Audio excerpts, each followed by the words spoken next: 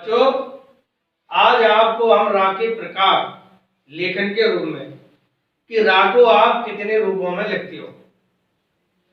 कक्षा 3 की भाषा भारती में रा के रूप हैं। हम जब शब्द को लिखते हैं तो किस रा को किस रूप में हम लिखते हैं। तो पहला है रेफ, यानी ये रेफ शब्द में जो वर्ण होता है उसके ऊपर लगता है। लेकिन रेफ का प्रयोग शब्द के पहले अक्षर पर कभी नहीं किया जाता। जब कोई हम शब्द बोलते हैं तो उस शब्द का जो पहला वर्ण होता है उस पर रेफ वाला रा कभी नहीं लगता। उस शब्द के दूसरे या तीसरे या चौथे वर्ण पर रा ऊपर चढ़ता है। और वो रा कैसा होता है? स्वर रहित, जिसको हम आधा भी बोलते हैं। रेफ वाला रा स्वर रहित होता है और जिस वर्ण पर चढ़ता है उसके पहले वो बोला जाता है। जैसे हमने यहां लिखा है अर्थ, था पर रा चढ़ा हुआ है तो था से पहले रा बोला गया अर्थ। धर्म, मां पर रा चढ़ा हुआ है तो मां से पहले रा बोला गया धर्म, यानी रा आधा है, स्वर रहित है। इसको जब हम संधि विच्छेद में लिखेंगे तो आ धन रा आधा हलंत लगा दिया था, क्या हो गया? अर्थ।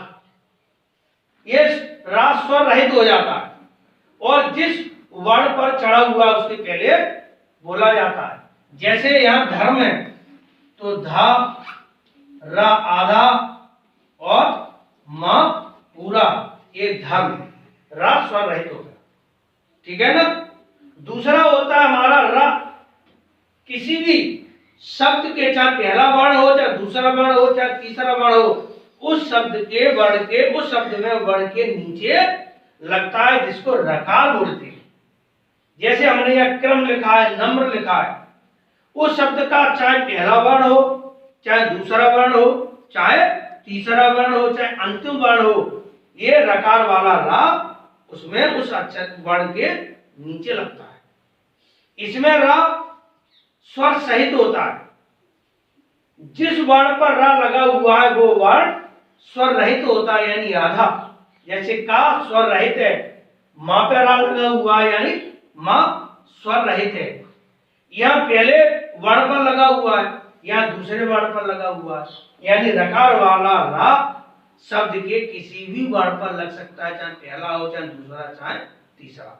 जब इसका हम संधि विच्छेद करेंगे क्रम का तो का आधा लिखा जाएगा, रा पूरा लिखा जाएगा और मां पूरा लिखा जाएगा। इसको क्या पढ़ेंगे? क्रम, यानी वो अक्षर जिस अक्षर पर रा चढ़ा हुआ है वो अक्षर रा से पहले बोला जाता है, वो स्वर रहित होता है, आधा। क्रम रा से पहले का। ऐसे नम्र, ना पूरा, मां आधा और रा पूरा, ये क्या हो गया? नम्र। ठीक है ना? और ये रा स्वर सहित है और इसके अक्षर जिस पे लगा हुआ है वो स्वर रहित होता है। ये हो गया हमारा रकार। रकार की तरीके से हमारा पदयन होता है, उसमें दो तरीके की इस तरीके से लिखा जाता है। इसमें भी जिस अक्षर पर रा पदयन लगा हुआ है वो वर्ण कैसा होता है? स्वर रहित होता है। और रा स्वर सहित होता है। जैसे टा पर लगा हुआ है टा, कैसा हो गया? स्वर रहित हो गया। रा स्वर सहित हो गया। डा पर रा लगा हुआ है, डा कैसा हो गया? स्वर रहित हो गया, यानी आधा, रा पूरा हो गया। जैसे हमने यहाँ लिखा ट्रक को हलंत लगा दिया, रा और का। ऐसे ड्रम पर हमने डा पर हलंत लगा दिया, रा पूरा लिख दिया और मां पूरा, यानी ये ट्रक हो गया, ये ड्रम हो गया। रकार और पदयन एक से होते हैं। रकार और पदयन में जिस वर्ण पर रा लगता है नीचे वो रा स्वर सहित होता है, वो वर्ण स्वर रहित होता है। रेप में जिस वर्ण पर रा ऊपर चढ़ा हुआ है वो रा उस वर्ण से पहले बोला जाता है, स्वर रहित होता है यानी आधा, और वो वर्ण पूर्ण होता है। आ गया बच्चों समझ में? अब आपसे कुछ हम उदाहरण पूछेंगे, ठीक है ना? तो अभी आपको हमने रा के प्रकार बताए थे, हमने कुछ बोर्ड पर उदाहरण लिख दिए हैं, उन उदाहरणों को आप शब्द में बनाओगे। हमने संधि विच्छेद में लिखा है चा धन रा पर हलंत धन मां। इस शब्द को कौन लिखेगा? हाथ ऊंचा करिए। कक्षा 3 की उन्नति, चलिए इसको लिखिए बेटा।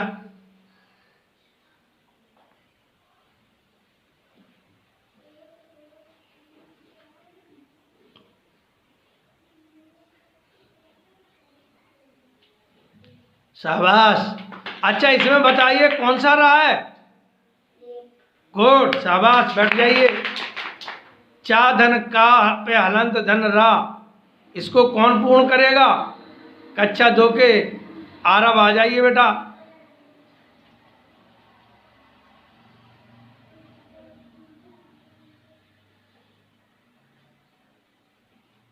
इस पे कौन सा रा लगा हुआ है? गुड, बैठ जाइए। आ धन धा धन रा पर हलंत धन मां, इसको शब्द के रूप में पूर्ण कौन करेगा? चलिए इसको करेंगे लवी।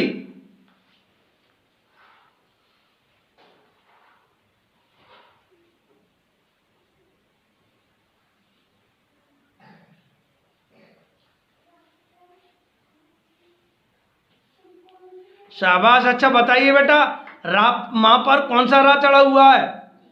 गुड, बैठ जाइए, शाबाश। ना धन मां पे हलंत धन रा धन ता धन बढ़िया का डंडा, इसे कौन करेगा? इसे कक्षा 3 की आरोही करूंगी। चलिए आरोही करिए।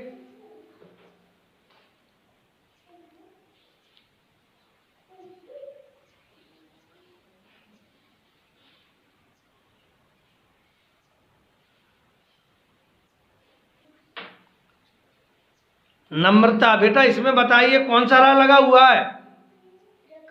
गुड, जोरदार तालियां। तो आज हमारे बच्चों ने रा के प्रकार सीखे लेखन में, कि लेखन में हम रा को किस किस रूप में लिख सकते हैं। एक बार जोरदार तालियां।